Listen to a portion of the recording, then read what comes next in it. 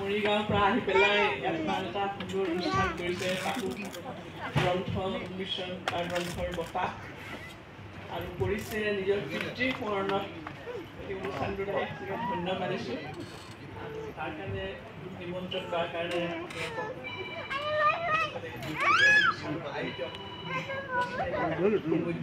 সকলোকে ধন্যবাদ।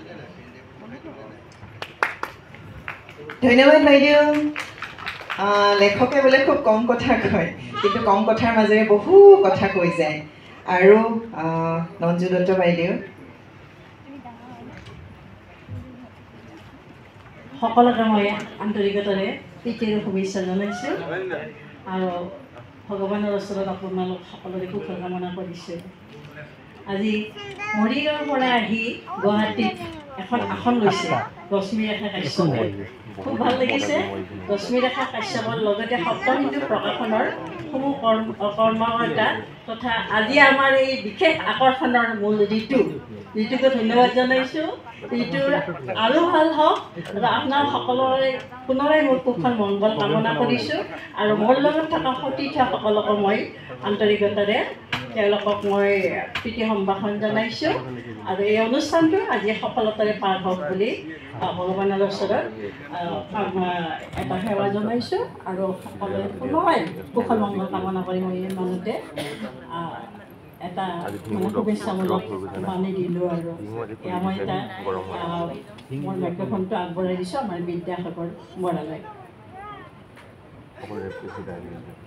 বিদ্যাসাগৰ ডাঙৰীয়া এটা বৰ ভাল কথা কৈছে যে আমাৰ কাম আছে নহয় তেতিয়া কম নাই। এতিয়া এবাৰেই ক'বলৈ দিম আৰু ক'বলৈ কিন্তু বিদ্যাসাগৰক দেখিলে কিয় জানো দাদা বুলি সম্বোধন কৰিলোঁ। আনুষ্ঠানিকতা কেতিয়াবা পাহৰি যাওঁ নিজৰ মানুহবোৰ লগ পালে। আপোনাৰ কণ্ঠত কিবা এটা শুনিবলৈহে মন গৈছে কিন্তু। ধন্যবাদ। ঘোষিকাই কৈ আছে বাৰে বাৰে যে আপোনালোকক এনেই ইয়াত আমি সন্মান দিয়া নাই, আপোনালোকৰ কাম আছে। কাম থকাৰ সময়তে কথা ক'লোহেঁতেন, কিন্তু তাৰ আগতে যেতিয়া আনুষ্ঠানিকভাৱে কিবা এটা শুনিবলৈ মন গৈছে বুলি কৈছে। যোৱাকালি মহাপুৰুষ মাধৱদেৱ গুৰুজনাৰ তিৰুভাৱ তিথি সমগ্ৰ অসমতেই পালন কৰিছে। মই সমাজৰ যিকোনো এটা ভাল কাম কৰাৰ সময়ত সমাজৰ অপসংস্কৃতিবিলাক বিনাশ কৰাৰ কাৰণে মহাপুৰুষ শংকৰ গুৰুজনাই তেখেতৰ এক অনবদ্য সৃষ্টি বৰগীতৰ জৰিয়তে বহু কথা আমাক কৈ থৈ গৈছে। তাৰ ভিতৰত এটি বৰগীত হৈছে, সেই বৰগীতটিৰে মই এই কিতাপ নপঢ়াৰ যিটো মানসিকতা মানুহৰ গঢ়ি উঠিছে। আগতে আমি একেবাৰে ৰঞ্জু হাজৰিকাদেৱৰ সেই চিৰিজ যিবিলাক পঢ়িছিলোঁ, ভয় কৰি পেলাই ধানৰ দুলিত সুমুৱাই থোৱা, এইবিলাক সৰু কালৰ কথা। কিন্তু পৰ্যায়ক্ৰমে কিতাপ পঢ়াৰ যিটো মানুহৰ ইচ্ছা শক্তি, সেই ইচ্ছা শক্তি লাহে লাহে কমি গৈছে। মোবাইলতে সকলোবিলাক উপলব্ধ বুলি ভাবি মোবাইলতে ব্যস্ত থাকে আৰু মোবাইলত ব্যস্ত থকাটোৱে মানুহক খুব আচলতে খুব নিশকতীয়া আৰু মানুহক অকলশৰীয়া কৰি পেলাইছে। মোবাইলটোৱে ফেমিলিৰ লগত এটাচমেণ্ট নাই, বন্ধু বান্ধৱৰ লগত এটাচমেণ্ট নাই, কোনো সাহিত্যিক শিল্পীৰ লগত কোনো যোগাযোগ নাই। নিজেই যি পাইছে মোবাইলতে কৰি আছে, নিজেই মোবাইলত চাই আছে, নিজে কৰি আছে। গতিকে মোবাইলটোৱে খুব মানুহক অকলশৰীয়া কৰিছে।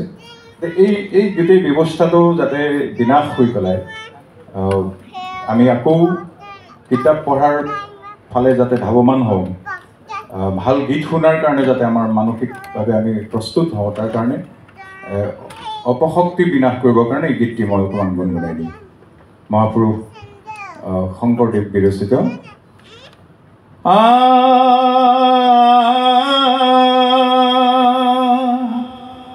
শুন শুন ৰে সুৰ বৈৰী প্ৰমাণ নিশাচৰণা শনিদানা ৰাম নাম যম সমৰক সাজিয়ে সমদলে কয়লি পয়ানা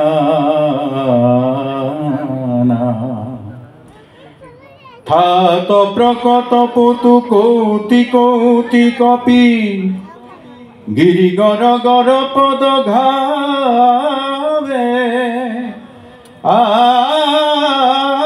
থাত প্রকট পুতু কৌতি কৌতি কপি গিরি গর গর পদ ঘাবে বারিধি তীর তরি করে গুরুতর গিরি ধরি ধরি সমরক ধাবে